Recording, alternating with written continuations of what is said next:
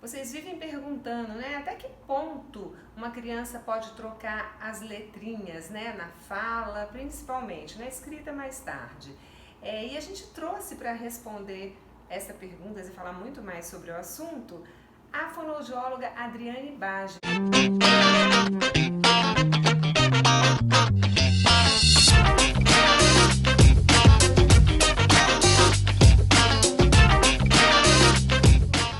Primeiro que, para as crianças adquirirem a fala e desenvolverem a linguagem, elas precisam de algumas condições.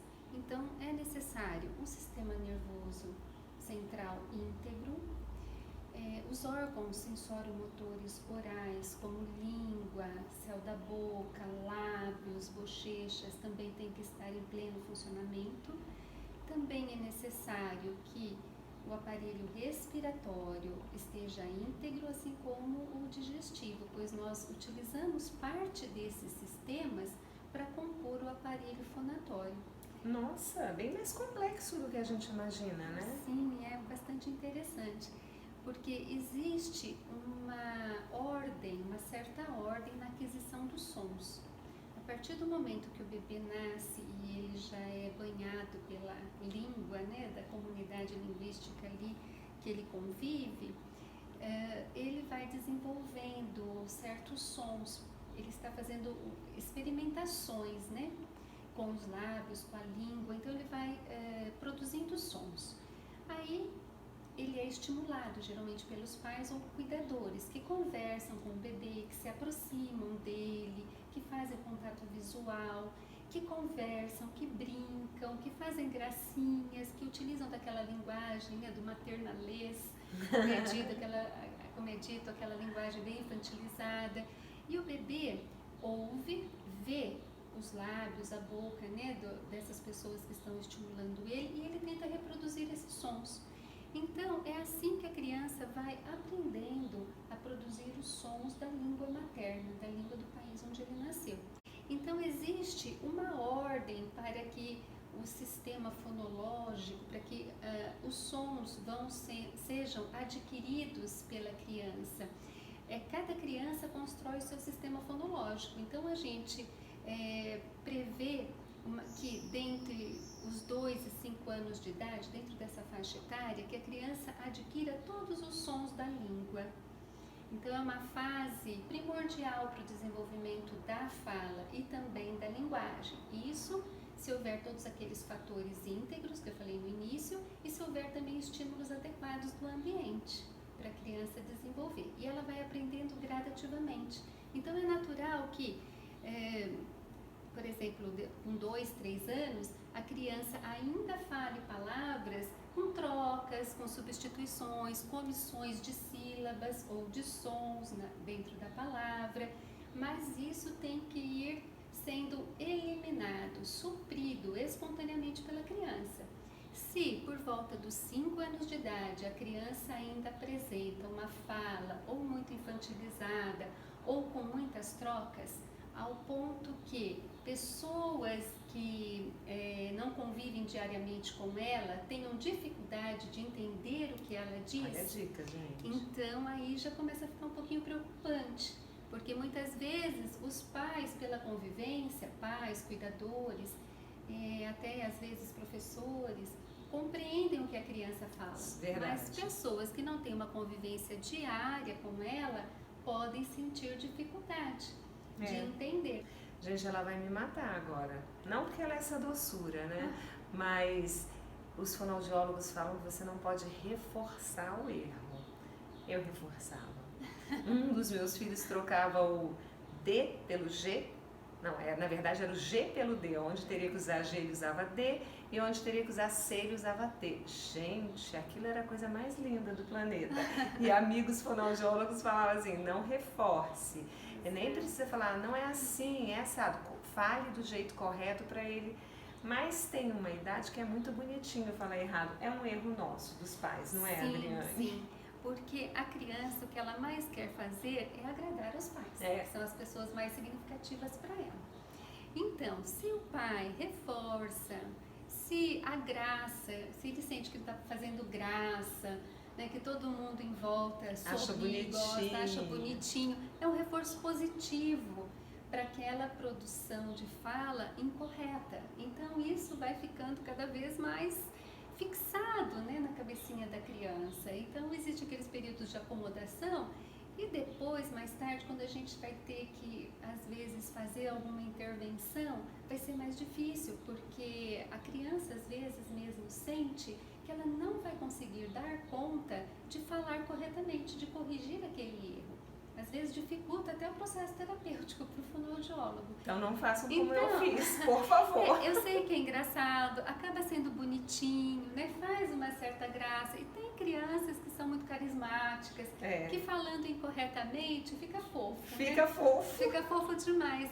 Mas a gente tem que pensar que essa criança vai crescer, né?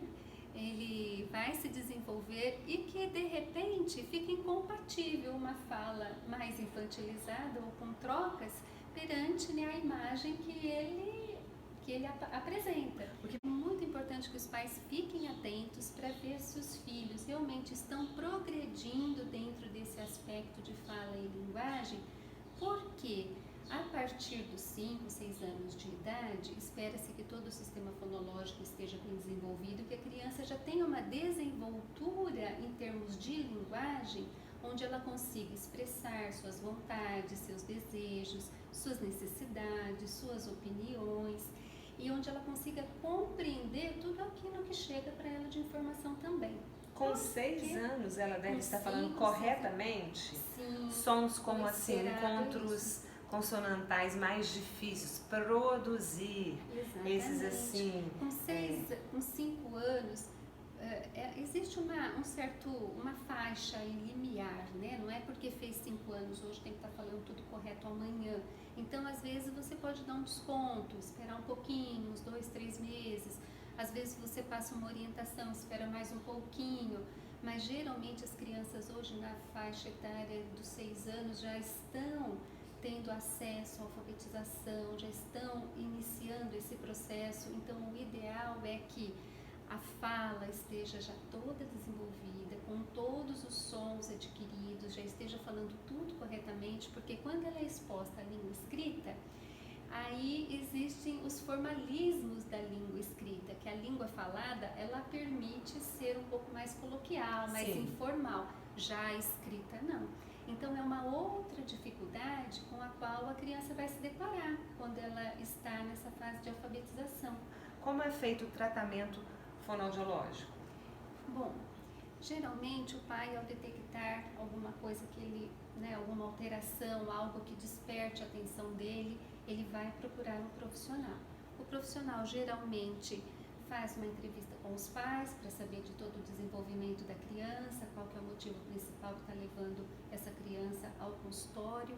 É feita uma avaliação com a criança para se observar quais são os comportamentos de fala dela, como que está a linguagem. Então tem algumas provas objetivas que a gente faz. E aí nós comparamos sempre com os parâmetros da normalidade que se tem. Aí, se for o caso, se a criança estiver apresentando alterações já que não seriam apropriadas para a idade dela, então se propõe uma terapia. E essa terapia varia de criança para criança, sem dúvida, né? Se ela tiver muitos aspectos a serem trabalhados, às vezes o ideal seriam atendimento 2 vezes na semana. Os atendimentos duram de 50 a 60 minutos, geralmente. Precisamos tomar cuidado para não sobrecarregar a criança de informação, né? Porque ela precisa também compreender o que ela está indo fazer lá no consultório do fonoaudiólogo, isso é imprescindível. Ela não vai lá só para brincar, embora com crianças menores, o brinquedo seja o nosso meio de trabalho. É uma ferramenta. É uma ferramenta para a gente poder estimulá-la. Só que o profissional está sempre ligado naquilo que ele tem que trabalhar, nos objetivos que ele tem que conquistar com aquela criança. Então, isso depende muito de caso para caso. Tem crianças que estão muito abertas a receber as orientações, que conseguem assimilar, introduzir essas informações no seu dia a dia, então transcorre muito rápido o período terapêutico. Já outras crianças não.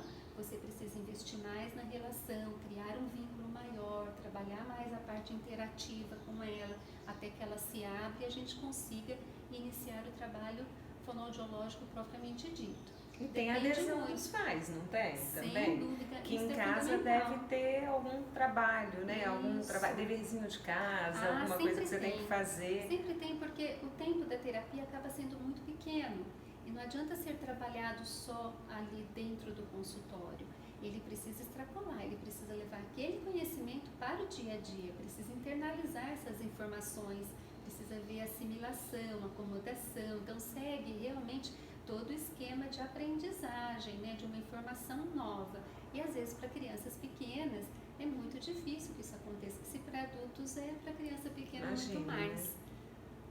Então é fundamental que vocês, pais, participem também do tratamento. É isso aí, pessoal. Agradecer muito a Adriane.